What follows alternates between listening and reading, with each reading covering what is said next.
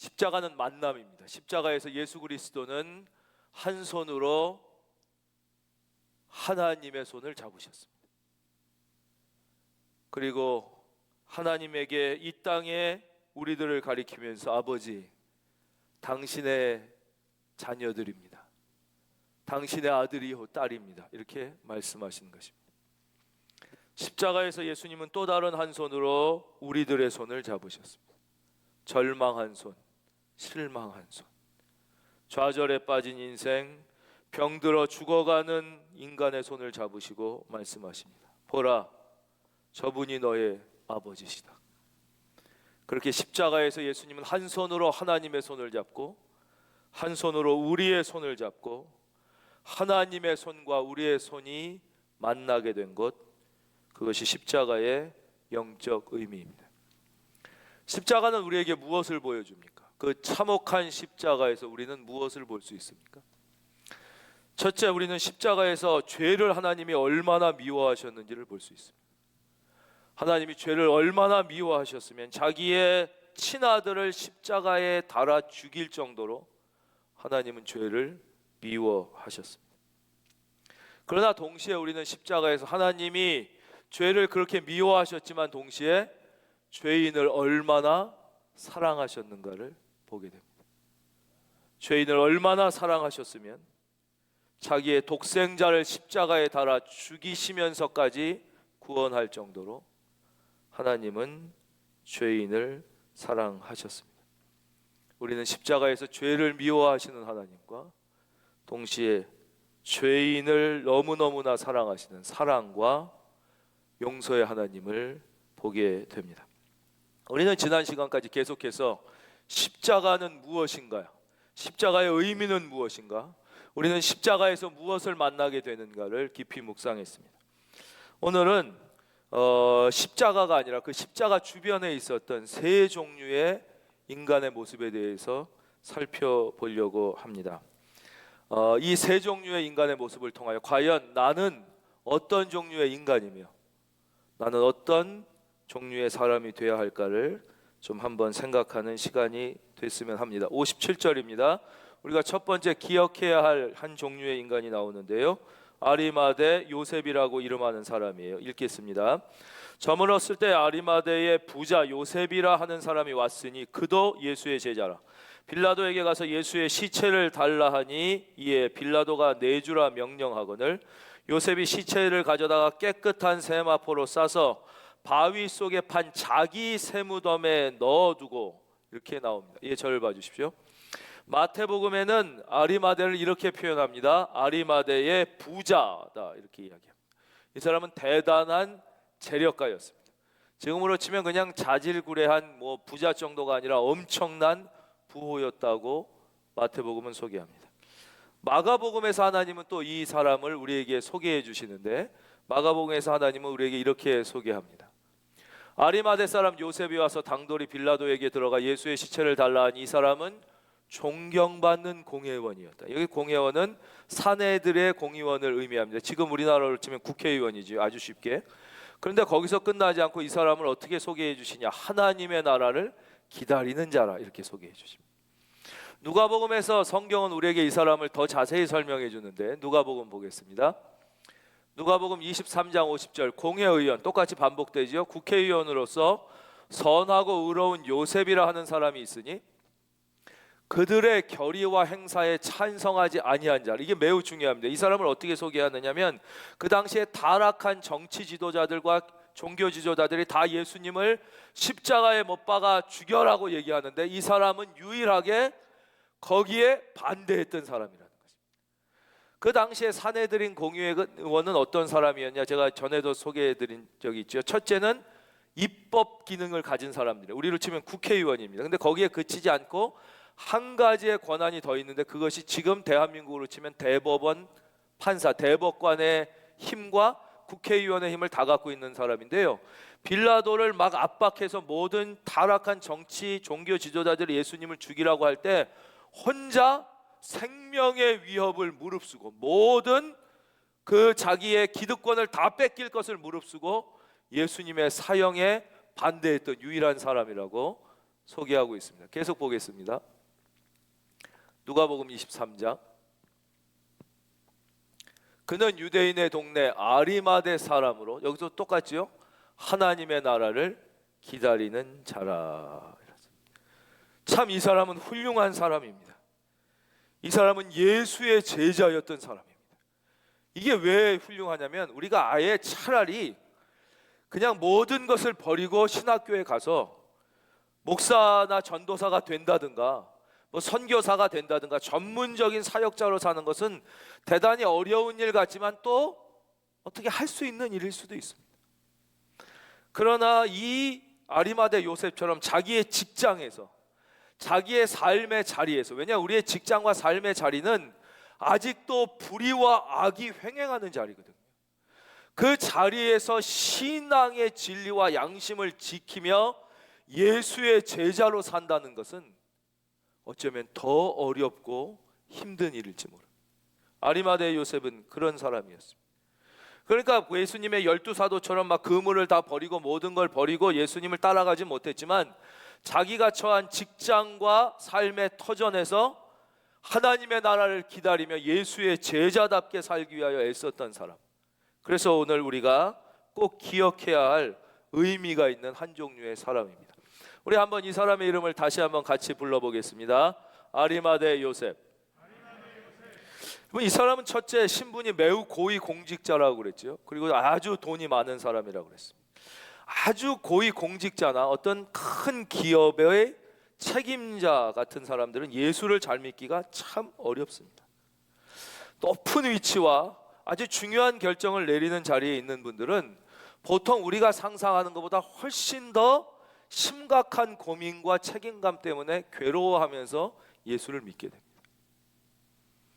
특별히 이제 어떤 많은 사람들의 생계를 책임져야 되는 결정권자의 자리에 있는 CEO 같은 경우는 그냥 단순히 자기 개인과 가족 정도의 불이익이라면 그것을 감내하고 신앙 양심에 따라 선택할 수 있지만, 자기가 어떤 결정을 함으로 인해서 자기의 회사에 속한 수만의 사람이 경제적으로 대단한 손해를 끼치는데도 불구하고 신앙 양심에 따라 결정해야 되기 때문에, 그냥 보통 사람이 내가 뭐 개인적으로 좀 손해보고 우리 가족이 조금 더 고생하더라도 말씀 따라 결정하겠다고 하는 것보다 수십 수백 배 더 고민과 압박을 받는 경우를 가까이서 보게 됩니다.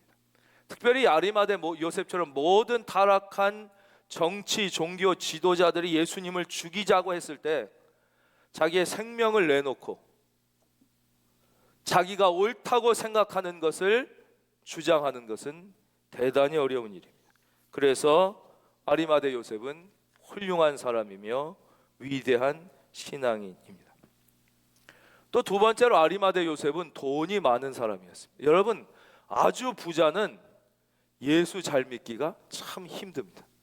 그래서 성경은 우리에게 어떻게 기도하라고 가르치냐면, 한번 다 같이 따라할까요? 하나님, 저를 너무 부요하게도 너무 가난하게도 마옵시고. 이게 성경이 우리에게 가르치는 기도입니다. 너무 가난해도 예수 잘 믿기가 힘들 수 있지만 아주 큰 부자들은 특별히 예수 잘 믿기가 아주 어렵습니다. 요셉은 돈이 많은 사람은 돈의 능력을 압니다. 돈의 맛을 압니다. 그래서 돈 많은 사람들은 일반적으로 하나님을 자기 삶의 일부나 취미 정도로 생각하고 믿는 경우가 많습니다. 그래서 내가 갖고 있는 직업이 있고, 내가 가지고 있는 어떤 취미가 있고, 또 하나 나의 삶을 보다 풍요롭고 균형 잡히게 하는 한 부분으로 신앙을, 이렇게 하나님을 취급하는 이런 경우들이 많습니다. 그렇기 때문에 아리마대 요셉은 존경받을 만한 사람이에요. 하나님이 아주 사랑하는 사람. 이 시대에 어쩌면 하나님이 진짜 찾고 있는 사람은 모든 것을 다 버리고 신학교에 가서 선교사, 목사가 되는 사람보다도 이 시대에 자기의 직장에서, 삶의 자리에서, 악 가운데서 악과 타협하지 않고 말씀을 붙잡는 이런 사람을 오늘 하나님이 찾고 기다리고 계시는 것입니다. 바로 우리에게 이런 자세를 하나님은 요구하고 계시는 것이죠. 그는 부자였지만 하나님을 취미나 부적으로 삼지 않고 자기의 가장 소중한 것을 하나님께 드릴 줄 아는 사람이었습니다. 말을 바꾸면 자기의 돈을 위하여 하나님을 이용하는 인간이 아니라 부자였지만 그는 돈의 노예가 되지 않고 예수 그리스도의 제자로 살기 위해서 애썼던 사람입니다. 세 가지 점에서 이분의 위대한 신앙을 이야기할 수 있는데요. 첫째, 앞에서 반복했지만 그 수많은 정치적 압박과 타락, 악이 지배하는 그 당시의 정치 종교 사회 속에서 말씀과 진리를 지키기 위하여 생명을 걸었던 사람. 수많은 위협 속에도 자기 신분이 노출되잖아요. 자기를 가리고 반대하는 게 아니라 이 정도 위치에 되면 저 사람이 예수의 죽음을 반대했다는 것을 모든 힘 있는 사람이 다 아는데도 예수의 사형을 반대했던 사람이에요. 여러분 사랑하는 성도님, 어떤 경우에도 여러분의 판단 기준이 세상의 이념이나 세상의 가치가 아니라 예수 그리스도가 될 수 있기를 주의 이름으로 축원합니다. 세상의 이념과 가치 때문에 예수와 신앙을 이용하는, 더 정확히 표현하면 팔아먹는 종교 지도자들이나 신앙인들을 우리는 가끔 보게 될 때가 있습니다. 두 번째, 이분은 자기의 엄청난 경제적 손실의 위협이 있음에도 불구하고 그냥 무덤만 드린 게 아니에요. 이렇게 다 드러나게 되면 큰 부자들, 막 기업도 재벌 이런 사람들이 한번 타겟에서 공격을 받으면 기업 전체가 흔들리듯이 어마어마한 손해가 있을 것을 불구하고 공개적으로 자기의 새 무덤을 예수님을 위하여 드렸던 사람입니다. 예수님의 장례를 최선을 다해서 치러드렸어요. 사실 이때 예수님의 죽은 시체를 어떻게 처리할 것인가는 빌라도에게 심각한 고민이었습니다. 비록 십자가의 죄인으로 죽었지만 이 사람이 그래도 의로운 사람인데 이 시체를 길가에 버려둬 가지고 개밥이 되게 할 것이냐, 이거는 차마 못할 짓인데, 그렇다고 공적인 돈을 써서 이 사람을 장례 드려준다고 해도 또 정치 지도자들, 이 타락한 종교 지도자들의 반발이 클 테고 고민이었습니다. 대제사장들과 바리새인들도 마찬가지입니다. 우리가 죽이는 데까지는 성공했는데 그렇다고 시체를 길에 버려서 독수리나 승냥이의 밥이 되게 하면 또 여론에서 이건 너무한 것 아니나 이런 말이 드러날 테고, 또 그것을 잘 해서 성대하게 장사를 치러주자니 또 자기들이 한 일에 대한 스스로 정당성이 침해될 때고, 제자들도 마찬가지로 무서워 다 도망간 제자들이 그래도 자기들이 모셨던 스승을 길가에 버려둘 수는 없는데 또 가서 그 시신을 수집해서 장례를 치르면 이놈이 제자들이다 그래서 또 잡아서 자기들까지 죽게 될까봐 이러지도 저러지도 못할 때 의로운 하나님의 사람 아리마대 요셉이 담대히 나가서 예수님의 시신을 모셔다가 정성을 다한 장례를 치러드린 것입니다. 이것은 결코 쉬운 일이 아닙니다. 세 번째로, 그는 부자였지만 돈의 노예가 아니라 돈의 주인일 수 있었습니다. 우리는 보통 하나님께 무엇을 드릴 때 최고의 것을 드리기보다는 그 다음의 것을 드리려고 할 때가 많습니다. 시간도 나의 제일 중요한 많은 시간은 나 먹고 사는 일에 쓰고 남은 시간을 가지고 하나님께 예배를 드린다든가 봉사를 한다든가 그것마저도 할까 말까 고민하는 사람들이 있습니다. 우리에게 주신 에너지나 재능이나 물질도 마찬가지입니다. 가장 귀한 것들은 나를 위해서 먼저 쓰고 남은 것을 가지고 하나님을 위하여 드리거나 그것마저도 드릴까 말까 고민하는 모습을 보게 됩니다. 아리마대 요셉은 자기의 새 무덤, 한 번도 사용하지 못한 자기의 제일 좋은, 이 당시 유대인들은 이 큰 부자들은 동굴을 파서 무덤을 씁니다. 이것은 우리로 치면 선상 같은 개념이에요. 한 사람만 묻히고 끝나는 게 아니라 가족묘입니다. 그 돌아가시면 가족들이 계속 들어가 묻히는, 한 번도 사용해 보지 않은 새 무덤을 예수님께 드렸습니다. 저와 여러분들에게 이런 은혜가 있기를 바랍니다.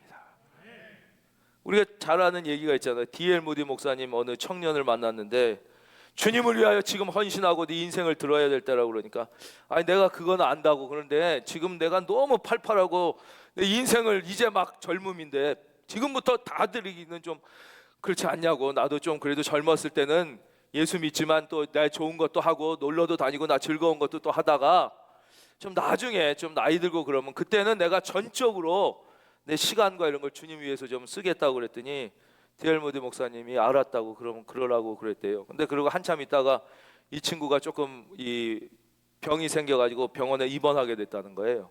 D.L. 모디 목사님이 그 말씀을 듣고 내가 병원에 신방을 가겠다고 그래서 신방을 오셨는데 빈손으로 온 게 아니라 위로의 꽃다발을 쫙 갖고 오셨다는 거예요. 그래서 제가 기뻐하면서 아유 목사님 이렇게 꽃다발까지 갖고 오셨냐고 봤더니 꽃이 다 시들어 있었더라는 거예요. 아이 목사님 몰래면 빈손으로 오지 이게 시들은. 자네도 그러지 않았나? 자네도 화려하게 펴있는 젊음일 때는 주님을 위하여 안 드리고 나중에 다 시들은 다음에 드리겠다면서 자네 이 시들은 꽃을 받았을 때 기분이 어떤가? 물론 아주 단적인 예이지만 우리는 나의 가장 중요한 부분을 드리는 것보다는 그 다음 것을 드리거나 그것도 드릴까 말까 망설일 때가 있습니다. 그러나 아리마대 요셉은 자기의 가장 중요하고 소중한 첫 번째 것, 우리로 치면 선산을 드린 거예요. 선산. 주님을 위해서 아낌없이 드렸습니다. 그러나 여기서 아주 중요한 사실은 무엇이냐? 이 아리마대 요셉이 예수의 부활을 확신하지 못했다는 것입니다. 아리마대 요셉은 예수님이 부활할 것을 몰랐습니다. 우리말로 바꾸면 부활 신앙이 없었습니다. 아직 성령 받지 못했습니다. 아직 성령의 감동을 받지 못한 것입니다. 우리가 이런 의문을 갖습니다. 목사님이 맨날 부활하신 주님을 만나야 한다. 부활 신앙이 있는 자와 없는 자는 하늘과 땅 차이다. 성령으로 예수 믿어야지 성령 받지 못하고 예수 믿는 것은 진짜 믿는 게 아니라 그러는데 나도 예수 만나고 싶은데 나도 부활하신 예수님 경험하고 싶은데 나도 성령 충만하고 싶은데 아직 그러지 못한 사람들이 많습니다. 나는 아직 부활하신 예수님을 못 만났는데 그러면 나의 신앙에는 어떤 의미가 있는 것입니까? 오늘을 나를 살게 하는 힘은 없는 것입니까? 아닙니다. 바로 아리마대 요셉이 우리에게 그 답을 준. 아리마대 요셉은 아직 성령 충만 오순절 경험 못했어요. 예수님의 부활을 몰랐어요. 그러나 그에게 있었던 신앙은 무엇입니까? 그것은 바로 예수님에 대한 그의 의리였습니다. 여러분, 신앙은 의리입니다. 의리라는 것은 너무나 중요해요. 우리가 좀 멋있게 신이라고 그러는데 더 쉽게 그냥 의리라고 하겠습니다. 이것을 다른 말로 바꾸면 충성입니다. 우리 한번 따라하겠습니다. 충성. 한번 다시 할까요? 의리. 여러분, 의리로 주님 앞에 자신이 내가 존경했던 사람이고 내가 하나님의 아들이라고 믿었던 그 사람, 그 가르침을 따랐던 그가 비록 비참하게 무능력하게 죽었지만 그는 의리를 버릴 수 없었습니다. 여러분, 오늘 우리가 아직 부활하신 주님을 만나지 못하고 성령 받지 못해도 오늘 우리를 살게 하는 힘이 있다면 그것은 의리입니다. 여러분, 신앙은 무엇입니까? 충성. 이것을 다른 말로 충성이라고. 내가 믿고 의지하고 존경했던 사람이 지금 아무 능력이 없어지고 비참해졌지만 끝까지 이 의리를 지키는 마음, 충성하는 마음, 과거에 나의 기도에 응답하셨고 내가 지쳐있을 때 나를 위로하셨던 그 주님이 지금 나의 삶에 아무런 기적과 능력과 위로를 보여주시지 않는 것 같아도 끝까지 의리를 붙잡는 그 은혜가 저와 여러분에게 있기를 오늘 하나님의 한국교회에 기대하는 할렐루야 우리의 모습이에요. 그것에서 오늘 우리는 오늘을 사는 힘을 발견하게 되고 다시 며칠 지나지 않으면 부활하신 그 주님을 믿으시면 아멘 만나는 자리에까지 나아가게 되는 것이죠. 오늘 주님이 우리에게 기대하시는 모습 바로 그것입니다. 두 번째, 우리는 또 다른 종류의 사람을 만나게 됩니다. 그 사람들은 바로 여인들입니다. 61절 거기 막달라 마리아와 다른 마리아가 무덤을 향하여 앉았더라. 근데 그 앞에 보시면요, 바위 속에 판 자기 새 무덤에 넣어두고 큰 돌을 굴려 무덤 문에 이제 제자들은 다 도망갔고 아리마대 요셉도 다 장례가 끝났어요. 나의 의리를 지켰어요. 그리고는 그도 이제 더 이상 할 게 없으니까, 왜냐? 부활하실 주님을 아직 모르니까, 믿지 못했으니까 자기 자리로 돌아가는데, 근데도 그 무덤을 향하여 앉아있던 두 명의 여인이 있습니다. 바로 막달라 마리아와 다른 마리아입니다. 이들은 예수님을 사랑했습니다. 예수님이 살아계실 때 너무나 예수님을 사랑해서 예수님을 계속 쫓아다녔습니다. 예수님이 십자가에 달리셨을 때도 무서워 바로 앞엔 못 갔지만 멀리서 예수님을 쫓아와가지고 예수님을 바라봤습니다. 근데 그들의 기대와 너무나 다르게 예수님은 비참하게 죽고 이제 시체가 돼서 감옥 속에 들어갔습니다. 여러분, 이 여인들에게도 부활 신앙은 아직 없었습니다. 이 사람들이 예수님의 부활을 기대해서 거기 앉아 있었던 게 아니라 그게 없었어요. 예. 그러니까 부활 안 친 예수님 보고 막 깜짝 놀라잖아요. 헛것받는 줄 알고. 그런데도 거기에 앉아 있어요. 왜 앉아 있었을까요? 사랑하니까. 너무나 사랑했던 주님이기 때문에 그냥 지금 아무 능력도 없고 기적도 없고 비참하게 그 속에 있지만 이 여인들은 거기를 떠날 수가 없었어요. 오늘 우리가 아직 부활하신 주님을 못 만났을 수 있습니다. 내 마음에 인격으로 살아계신 주님이 경험되지 않을 수 있습니다. 그러나 그럼에도 불구하고 우리가 또 예배에 나와 있는 것, 그 주님을 바라보는 것, 나의 삶에 아무런 능력과 위로는커녕 어떤 기적도 일으키지 않고 죽어 시체가 되어 있는 것 같은 무능력해 보이는 그분이지만 그분을 사랑하는 마음 때문에 내가 계속 이 자리를 떠날 수 없는 것, 그것이 바로 이 여인들의 믿음이었고 이 여인들이 오늘을 살아갈 수 있게 하는 힘이었고 마침내 하나님은 이 여인들에게 어떤 은혜를 주셨습니까? 부활하신 주님을 제일 처음 만나게 되는, 할렐루야, 바로 그 은혜를 이 여인들이 입게 된 것입니다. 우리는 너무나 먹고 사는 일에만 머리가 세뇌되어 있습니다. 그래서 먹고 사는 일에 도움이 되지 않으면 예수님도 더 이상 사랑하지 않는 것입니다. 내 먹고 사는 일에 도움이 되지 않으면 더 이상 하나님을 위하여 일하지 않는 것입니다. 내가 먹고 사는 일에 도움이 되지 않으면 더 이상 이 자리를, 믿음의 자리를 지키지 않으려고 하는데 우리의 심각한 고민이 있는 것입니다. 여러분, 먹고 사는 것보다 훨씬 더 중요한 것이 바로 주님과의 관계입니다. 관계가 훨씬, 우리는 이것을 망각하여 비극을 경험합니다. 여러분, 왜 그렇게 먹고 살기 위하여 애씁니까? 그것은 관계 때문에, 부부의 관계가 중요한 것이죠. 먹고 살기 위하여 애써서 성공하고 돈 많이 벌고 부부 관계가 깨어지면 무슨 의미가 있는 것입니까? 로또에 당첨되어 수백억을 벌었는데 가정이 깨어지면, 관계가 깨어지면 그것이 무슨 의미가 있는 것입니까? 근데 우리는 관계를 잊어먹고 먹고 사는 일에 미쳐 있지는 않습니다. 예수도 먹고 사는 일 때문에 믿는 것 아닙니까? 그래서 먹고 사는 일에 도움이 되고 위로가 되고 힘이 되면 열심을 내다가 여러분, 관계가 더 중요한 것입니다. 먹고 사는 일에 최선을 다하고 늦게까지 일해서 돈 벌면 뭐합니까? 자식들 커서 부자 관계가 다 깨지는데, 자식들이 한 달에 한 번 통화하기도 힘들고 1년에 2번 명절 때나 얼굴 보는 자식, 관계가 다 깨어졌는데 그 돈, 그 성공이 무슨 의미가 있습니까? 나 죽으면 죽자마자, 장례 끝나자마자 몇 푼 안 되는 이 돈 때문에 형제들끼리 싸우고 난리 날 게 뻔한데 관계가, 형제의 관계가 깨어졌는데 여러분, 그 성공과 돈이 무슨 의미가 있습니까? 여러분, 반드시 기억하십시오. 먹고 사는 일보다 관계가 더 소중한 것입니다. 먹고 사는 일보다 주님과의 관계가 훨씬 소중한 것입니다. 바로 이 여인들은 예수님이 살았을 때도 사랑했고 죽었을 때도 사랑했습니다. 기적과 능력을 보여줬을 때도 사랑했고 아무 무능해 보일 때도 사랑했습니다. 성경은 우리에게 이렇게 말씀하십니다. 우리가 건강할 때도 주님을 사랑할 수 있고 병들었을 때도 주님을 사랑할 수 있고 잘 될 때도 주님을 사랑할 수 있고 못 될 때도, 할렐루야, 주님을 사랑할 수 있어야 그게 진짜 사랑이다. 그것이 관계인 것이죠. 그래서 오늘 이 본문 말씀을 추석하면서 성 어거스틴은 이런 아주 위대한 말을 합니다.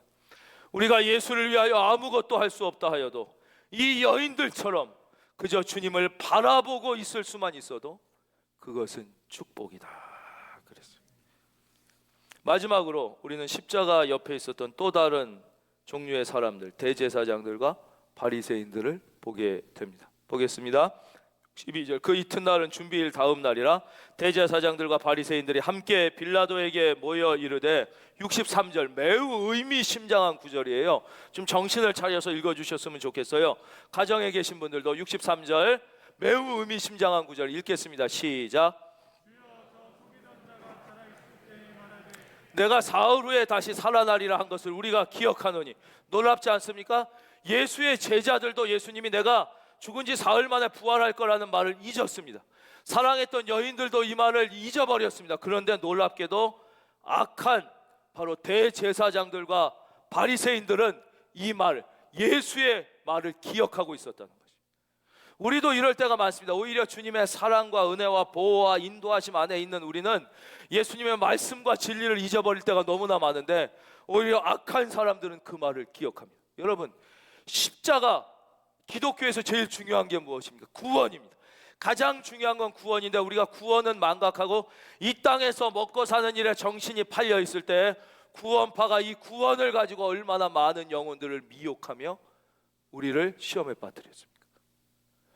여러분, 성령이 얼마나 중요합니까? 성령 충만 받아야 되는데 우리가 세상에서 잘 먹고 잘 사는데 마음을 빼앗겨서 성령이 얼마나 소중하고 큰 능력인지를 망각하고 있을 때 극단적인 오순절 계통들이 와서 성령을 왜곡하여 얼마나 우리에게 성령이 무엇인지를 오해시켰습니까? 얼마나 많은 사람들을 시험에 들게 했습니까? 여러분, 재림을 하여 오신다고 예수님이 분명히 약속하셨잖아요.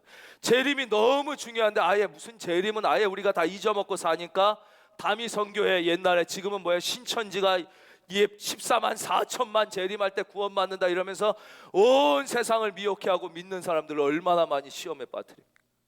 이거 외에도 예를 들려면 끝도 없는 거죠. 이때도 오히려 주님의 사랑을 받았던 제자들과 여인들은 주님의 말씀을 잊었지만 이 악독했던 이들은 주님이 내가 사흘 만에 살아나리라 하셨던 말씀을 기억하고 있었다는 거죠. 여러분 주님의 인도와 사랑 안에 거하는 우리들이 주님의 말씀을 기억해야 될 것입니다. 그걸 붙잡고 생각해야 돼요. 두 번째, 이 사람들의 모습에서 우리가 꼭 배워야 되는 게 있습니다. 이 사람들은 이렇게 얘기합니다. 그러므로 명령하여 그 무덤을 사흘까지 굳게 지키게 하소서. 그의 제자들이 와서 시체를 도둑질하여 가고 말하되 그가 죽은 자 가운데서 살아났다 하면 후에 소금이 전보다 더 클까 하나이다 하고 막 빌라도를 찾아왔습니다. 여기서 우리는 무엇을 배우게 됩니까? 이 사람들의 목적이 뭐예요? 예수를 십자가에 죽이는 거였어요. 이 사람들은 목적을 달성했어요. 예수님을 십자가에 죽이고 예수님을 따르던 무리들을 다 쫓아내는 자기들의 목적이 달성됐는데 이들은 여전히 불안에 떨고 있습니다. 이들은 밤에 편안하게 잠을 자지 못합니다.